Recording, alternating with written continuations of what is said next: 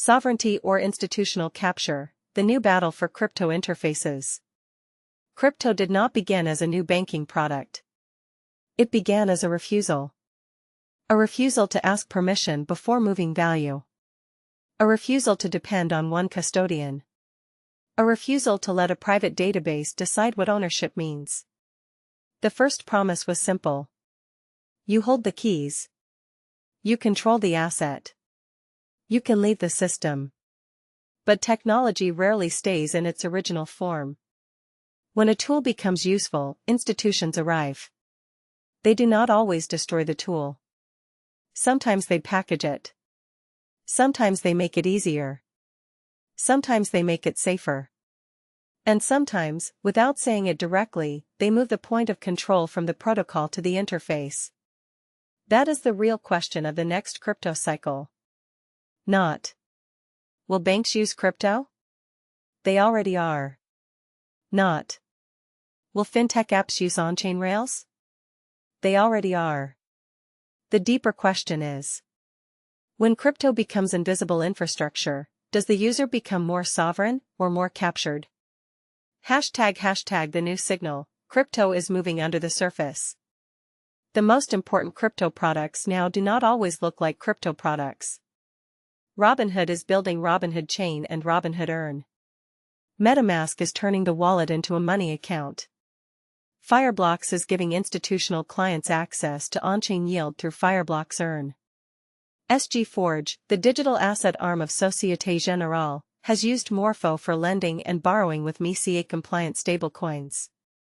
Coinbase offers crypto-backed loans where the user sees a familiar Coinbase flow, while the collateral moves on-chain into Morpho. This is not the old DeFi world where a user opens a protocol website, connects a wallet and manually chooses a pool. The new model is different. The user enters through an app. The app connects to a protocol. The protocol becomes backend. The yield, lending, collateral and settlement happen under the surface. The user sees a clean product. But underneath that product there is an entire stack. Wallet. Custody. Stablecoin. Vault. Oracle. Curator. Protocol. Chain. Regulation. Risk engine. This is where the story becomes interesting. Because invisibility can be either good design or a new form of dependency. ## the good side, abstraction brings adoption. Most people do not want to manage raw protocols. They do not want to inspect smart contracts. They do not want to understand Oracle risk. They do not want to compare vault curators. They do not want to think about bridging, signatures, approvals, gas, slippage and chain risk. They want the result. They want to borrow. They want to earn. They want to pay. They want to hold stable value. They want to move money globally. So abstraction is not the enemy. Without abstraction, crypto remains a laboratory. With abstraction, it can become a financial interface for ordinary people and institutions. Robinhood can bring mainstream users. Coinbase can bring regulated crypto distribution. MetaMask can bring self-custody users into a more bank-like experience. Fireblocks can bring institutional stablecoin balances. SG Forge can bring regulated bank stablecoins. Tors and Anchorage can bring custody and compliance-heavy clients. This is how infrastructure grows. Not because everyone becomes a protocol expert, but because the protocol becomes usable. ## the dangerous side, the gate can own the user. But there is another side. If the user only sees the interface, then the interface becomes the map of reality. The app decides which protocol is shown. The app decides which vault is available. The app decides which risk is explained and which risk is hidden. The app decides which jurisdiction is allowed. The app decides what happens when rules change. The protocol may be open, but the user's path into the protocol may be closed, filtered, or heavily guided. That is institutional capture. Not necessarily because someone is evil, Often it happens because convenience creates dependency. The user stops asking, what protocol is underneath? Who curates the vault? Where does the yield come from? Who can change the rules? Can I exit without permission? What happens if the interface disappears? What happens if my jurisdiction is blocked? What happens if the app changes the product? This is the new literacy problem. The next generation of users may use DeFi every day without realizing they are using DeFi. That can be progress. But it can also turn crypto into a new banking backend controlled by the same distribution layers that already control attention. Hashtag sovereignty is no longer only self-custody. In the old crypto world, sovereignty was often reduced to one idea. Not your keys, not your coins. That is still true. But it is no longer enough. In the new stack, sovereignty has more layers. You may hold the keys, but not understand the vault. You may use a self-custody wallet, but enter only through a curated interface. You may own the asset, but not understand the source of yield. You may interact with a protocol, but depend on an app to make that interaction usable. So the real question becomes, which layer can you leave? Can you leave the app? Can you leave the custodian? Can you leave the vault? Can you leave the chain? Can you leave the jurisdiction? Can you verify what is happening under the interface? Sovereignty is not only possession. Sovereignty is the ability to understand and exit. Hashtag 3 layers now compete for control. The next crypto cycle will not be a simple battle between banks and protocols. It will be a battle between layers. Layer 1. The protocol layer.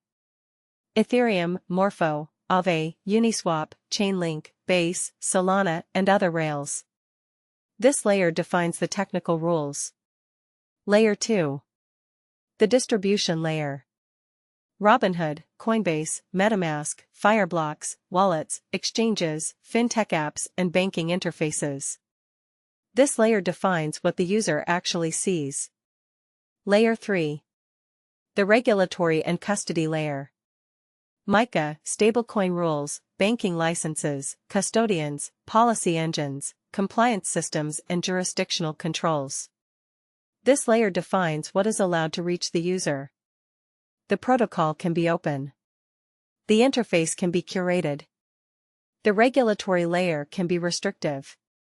The user lives at the intersection of all three. That is why the next question is not, is crypto decentralized? That question is too simple. The better question is, decentralized at which layer? Open at which layer? Controlled at which layer? Exit possible at which layer? Hashtag good abstraction versus bad abstraction.